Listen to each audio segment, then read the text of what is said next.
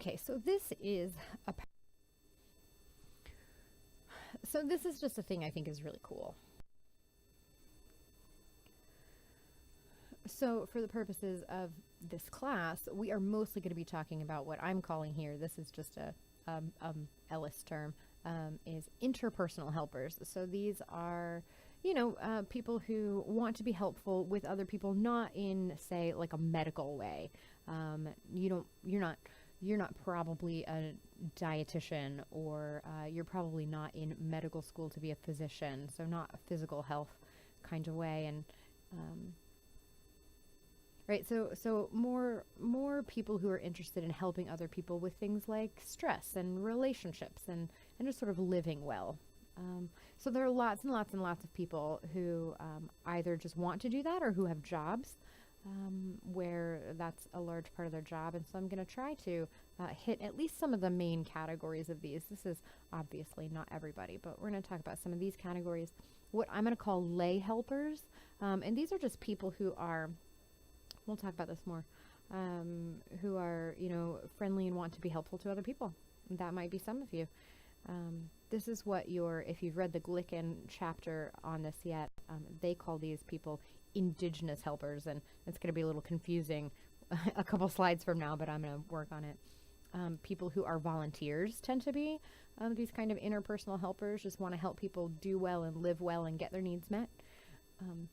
Ministers, and when I think about this, I mostly think about Christian church ministers, like church pastors or deacons or people like that, because the Christian church in America is known for sort of, almost regardless of denomination, having a lot of different categories of those kinds of helpers, and they're not always found in other religions, but certainly could be.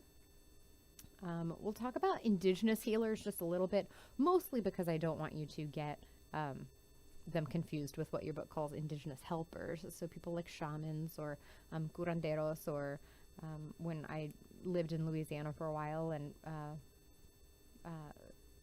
anybody who's a traditional healer. So like in that area, we had a couple of things like past life therapists and witch doctors and things like that.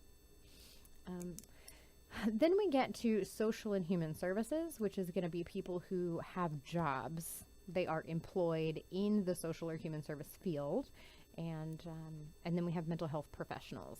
So let's sort of go through these. We're going to talk about what kinds of training these people have, what kinds of ethical and legal obligations they have, and then sort of what their scope is.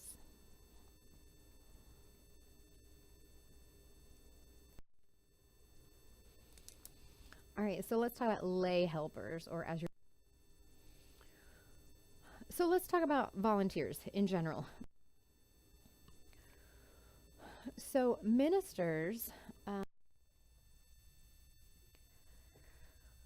Okay, so again. Okay, so now we're getting more into the. Okay, so let's talk about mental health professionals. All right, so there is this.